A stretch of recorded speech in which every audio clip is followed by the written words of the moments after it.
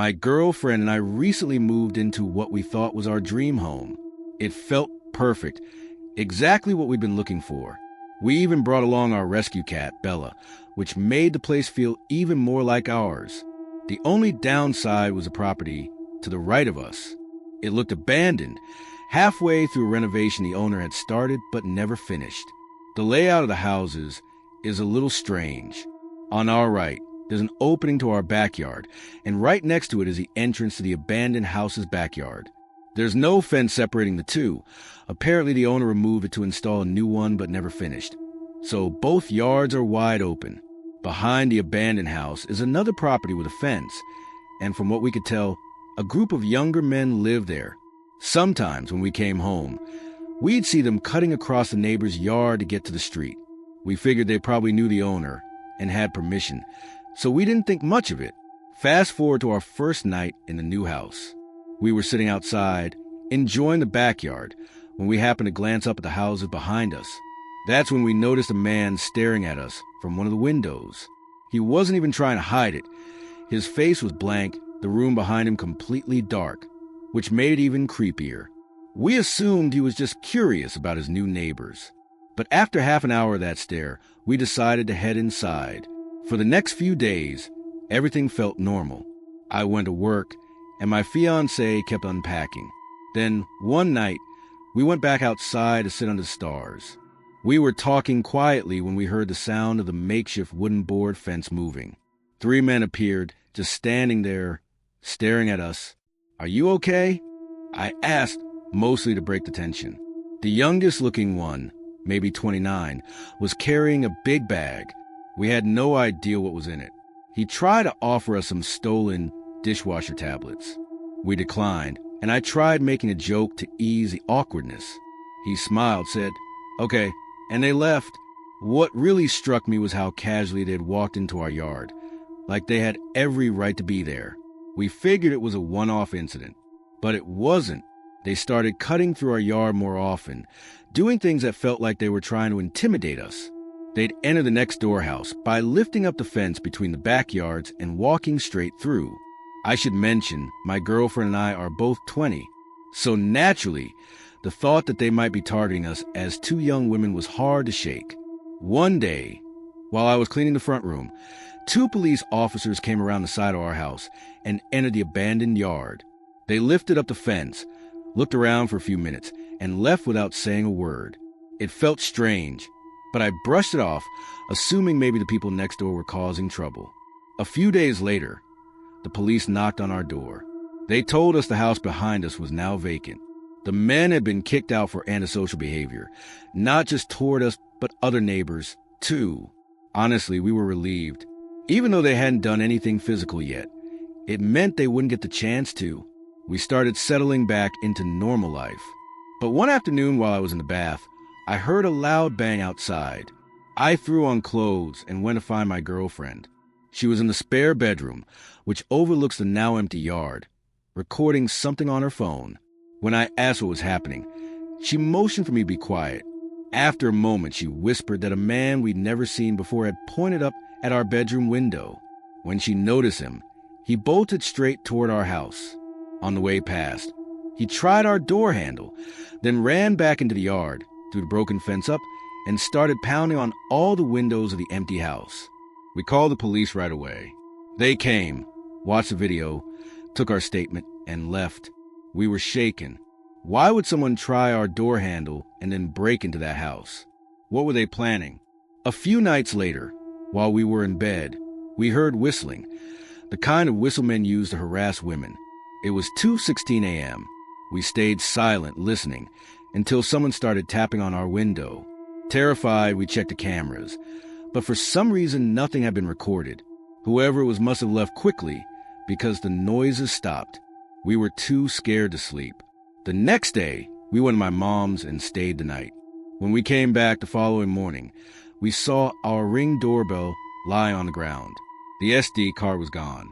Someone had clearly been back, and we knew exactly who. Who else would do that? We called the police again. They told us to keep all doors and windows locked. The woman on the phone even admitted the removal of the camera could be a sign they were planning something. which terrified us even more. At least she was honest. But the whistling, banging, and attempts to re-enter the house kept happening for weeks. We filed multiple police reports. They never tried our door again, so we hoped it was over. 3 weeks later, while we were in bed watching funny clips from our camera, we checked the live feed. That's when we saw a man outside wearing a black mask over his mouth and nose, his hood up. He stood in front of our yard with his arms spread wide like he was imitating Jesus on the cross, head tilted, staring up at our bedroom window. We froze. At the time, we had moved the camera inside, so it didn't record. We were so shaken we didn't even think to screen record. Then he spoke, but we couldn't hear what he said. After a moment, he turned around, walked across the street, and just stood there staring at our house for about 30 minutes. We called the police again. They told us it wasn't illegal to stare at someone's property and brushed it off. Even when we described exactly what he'd done on our lawn, they made us feel like we were overreacting. We couldn't sleep for days. Any noise outside terrified us, even normal ones. Then one night at 2:52 a.m., we got a notification. I woke my girlfriend and whispered, "Someone's outside." "I know it. Please check the camera." She did, and there they were. 2 masked men coming from the side of our house, shining flashlights into our windows. One of them, the same man who'd been harassing us, was holding what looked like a crowbar. Why us? What was the point of this? For days on end, he would stand across the street, pointing, waving, or shouting things up at our window. Every time we looked, he would stare blankly at us. It was clearly meant to scare us, and it worked. We kept calling the police, but they've done very little. The harassment continues. We got cameras now, and we record everything, but we still feel powerless. Just today, he stood outside again, staring up at us. We got on video, and we're absolutely terrified. We'll update if anything else happens. Let me start by saying I'm not crazy. I know how this is going to sound. Paranoid, unhinged, delusional. But everything I'm about to tell you really happened. It started with a face. Or more accurately, faces. Faces that looked just slightly off. 3 months ago, I ended things with my ex, Caleb. We'd been together for almost 2 years, and the breakup was long overdue. Caleb wasn't violent. He never hit me. But he was controlling in that quiet, calculating way that can be even worse. He'd track when I was online, quiz me about my day to see if my answers matched, always looking for cracks. After I left, I changed my number, disabled all my social media, and moved to a new apartment. I thought I was free. Then came the barista. It was a Tuesday morning, and I stopped at a little hole-in-the-wall coffee shop near my new place.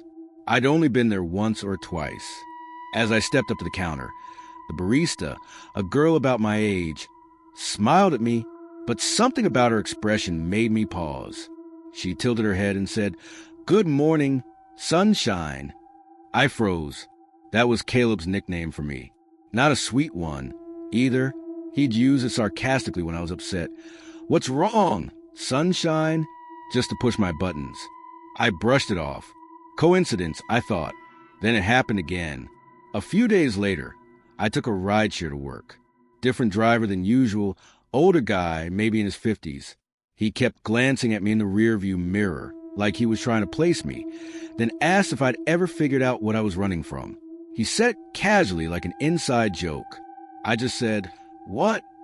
He chuckled and shook his head. Caleb said those exact words to me once after I told him I needed time to figure myself out. He'd leaned in and asked, "Ever figure out what you're running from?" Now 2 total strangers had repeated his lines word for word. It kept happening. A woman at the grocery store bumped into me and whispered, "You don't get to just disappear." A guy on the street passed me and said, "Still wearing your hair like that." Someone in my office building hummed a tune Caleb used to play when we argued and said, "You always liked this song." It wasn't just the words. It was the way they looked at me, like they knew me. Different faces, same eyes, same expression. I started to think I was losing my mind. So I did something I'm not proud of. I reached out to Caleb. Not directly. I messaged his sister. I told her to tell him to stop. I figured maybe he'd hired someone to follow me, feed strangers lines, something. She texted back saying she didn't know what I was talking about, that Caleb was in rehab and had been there for 6 weeks with no phone. I didn't believe her. I thought she was covering for him. Until a week later, when she posted a photo of him on Facebook. Pale, sunken, holding one of those one-day sober chips. It couldn't be him. At least, not directly. But the strangers still knew things they shouldn't. One night, I stayed late at work. My apartment didn't feel safe anymore. Nothing had actually happened inside it, but I hated being alone there. Around 10 p.m., I finally called a night and walked home, headphones in but no music playing, something I learned to do so I could hear if someone followed me. As I turned onto my block, I saw someone sitting on the stoop across from my building. Young guy, hoodie up, head down. I almost ignored him until he spoke. Cold out tonight, huh? Sunshine? I stopped walking. He didn't even look at me, just stared at the sidewalk like he was reading something there. I kept moving, heart racing, and didn't say a word. When I got inside, I locked every bolt on my door and sat on the couch for hours listening to silence. Eventually, I fell asleep. The next morning, my doormat was flipped over. That might not sound like much, but my apartment is on the top floor. No one just walks by my door. On the underside of the mat, scribbled in pen, were the words, "You can change your face too if you want, but I'll still recognize you." I didn't even know what it meant, but I threw up. That day, I booked a hotel for the weekend. I left without packing a thing. I just needed to be somewhere crowded. The hotel clerk gave me a small room on the 4th floor. Quiet, a little stuffy, but safe, or so I thought. At around 2 a.m., someone knocked on my door. 3 slow knocks. I sat up in bed and waited. Another knock. I peeked through the peephole. A woman, maybe in her 40s, totally blank expression, staring straight at the door. She didn't say a word. I stayed completely silent until she left. It was one of the most disturbing things I'd ever seen. The next morning, I asked the front desk if someone had been up on my floor. They said no one should have been there, especially that late. All the rooms around me were empty. That's when it clicked. These weren't random people. They were being fed my details, my phrases, Caleb's phrases. But if it wasn't Caleb, who was it?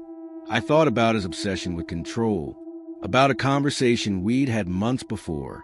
He mentioned a forum, some online place where people shared tactics. He made it sound like productivity or self-improvement.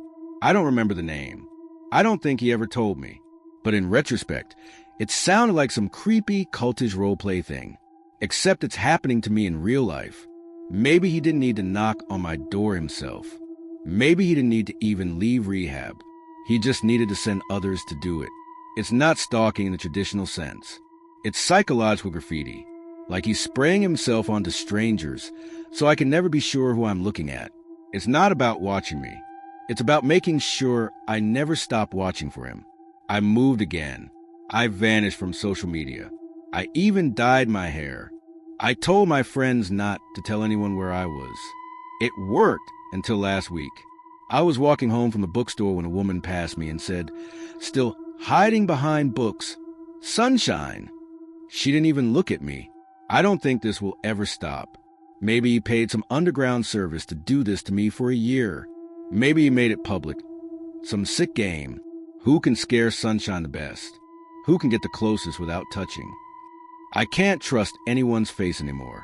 The paranoia is eating me alive.